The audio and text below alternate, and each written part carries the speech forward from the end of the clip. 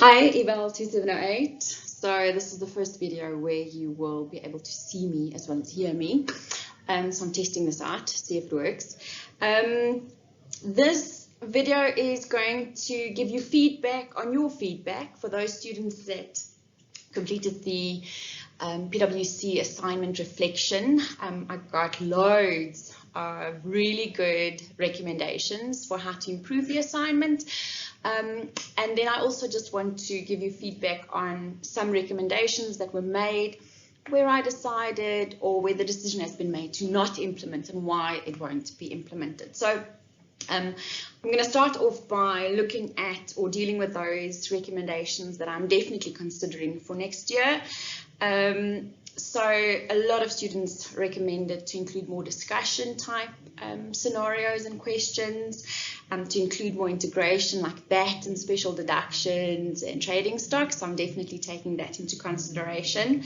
In terms of group work, you're not going to get away from group work, so group work will continue.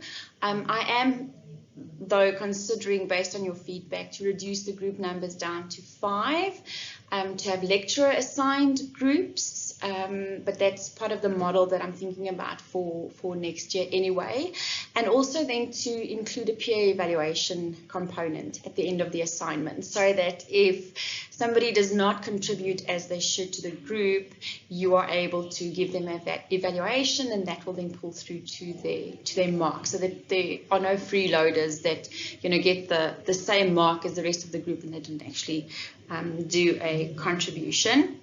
My focus next year is going to move heavily onto skills. I'm a big believer, and it takes time to develop this, but I'm a big believer that you guys can deal with the content. It's the skills that need to be developed. So prior to the assignment, we will spend time, or for next year's group, we will spend time on, looking a bit at what is group work, what is good teamwork, what's bad teamwork, and how do you make sure that your group deals with conflict and all of those lovely things. So thank you for that. There's also been recommendations that, in the assignment to have the same transaction from different perspectives that I'm also going to be looking at. And this is something that I didn't do properly this year, and I apologize for that, is after the assignment to have a period where we speak about the assignment or talk about the assignment, and I can give you pointers on what went wrong, what went well, and what my thoughts are on some of the things. I am tentatively accepting the recommendation that I should have more assignments, mini assignments.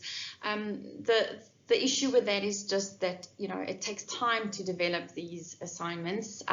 So I would love to be able to do it, and I'm trying to think about how I'm going to do it, but it is definitely something that I am thinking about. I also received a lot of recommendations to, allow time for groups to work in class on the assignment. Unfortunately, this year that didn't pan out because I only have 3 periods with you guys. But next year, my number of periods are increasing to 4, which means there will be time for me to allow the students to actually work during contact sessions on the assignment. So I will be looking at that. There was also a few suggestions about allowing students to choose between topics. So I give you a scenario and then the part A and part B, and you can choose whether you want to do part A or part B. So I'll be looking at that. There was also some recommendations, that after the assignment to in class randomly ask groups to give feedback on what they did and why they did it. I think that's also a good idea. So that is something that I will also think about. And then to load or to upload the winners, the winning presentations so that you can have a look at it. I have uploaded it. The number of views, because I track the views on YouTube, is not that great though. So, while a lot of students recommended it, not a lot of students are actually, taking it up and having a look at what the winning, specifically the creativity side, looked like. All right, so those are the recommendations, thank you so much, that I will be accepting and incorporating. So let's move on to those recommendations that I have decided to reject. and my reasons for rejection. The first one is, and a lot of students ask for this, is that, prior to giving the assignment, I should actually lecture or give an introduction to capital allowances.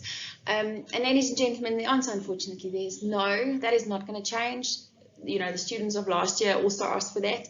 And the reason for that is very, very specific. It's not because I'm an absolute witch and want to make your life difficult.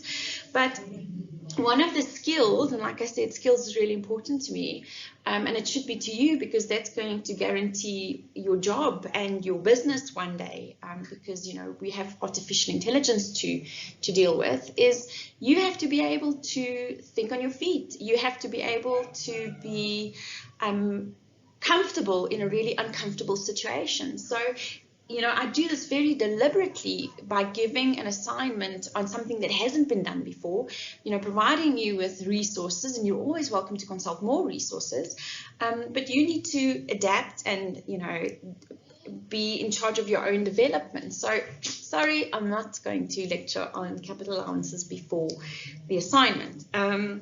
So it's always going to be on content that, or a part of it at least, is always going to be on content that hasn't yet been lectured.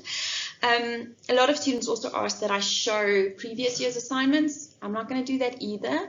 And the reason for that is simply because I change the assignment every year. So this was the second year that I did the, third year that I did the assignment. And if you talk to, students from 2017 and 2018, they will tell you that, the assignment they got does not look like the assignment that you got. And next year's group will also not have the same assignment. So, and again, it goes back to self-development and adaptability.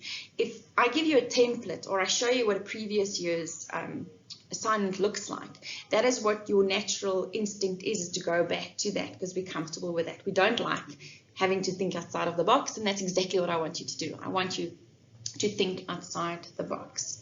We want innovation and initiative and creativity, and the only way you are able to do that is if you work from scratch, your own ideas. Quite a few students also requested that it be an individual assignment. That unfortunately is also not going to happen. It will stay a group assignment, because again, part of your skills is teamwork and collaboration and conflict management and all of that. And there is no way that I unfortunately will be able to, on an assignment of this scale that I'm actually planning to make bigger next year, to mark 500 to 600 assignments on my own, which is also the reason why the marking took time, and I apologize. There were one or two students that were very upset about the fact that they had to submit before the holiday, and I only marked it during or after the holiday. Ladies and gentlemen, that's the reality. You have to manage your time, and because I'm the only one that marks it, to make sure that there's consistency, you might have to wait, and the guys next year might also have to wait.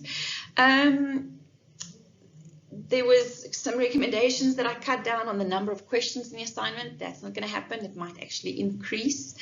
A lot of students requested that, instead of just doing an upload, that students are actually allowed to do live presentations.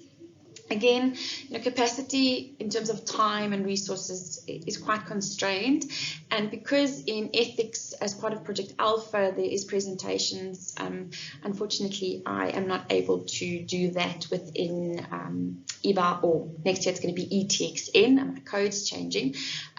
So, that unfortunately for now is not going to change. Quite a few students also wanted me to check up on their groups. And ladies and gentlemen, like I said, I'm definitely going to spend a bit more time next year in the beginning talking about group work and teamwork, and how do you manage working in groups. But there's no way that I can manage, I marked 80 groups. There's no way that I can manage 80 groups. If there's an issue in your group, then I have to sort it out for you. That's, part of developing your leadership skills and, managing people. So that is also not going to change. There was also a recommendation that, different requireds need different due dates.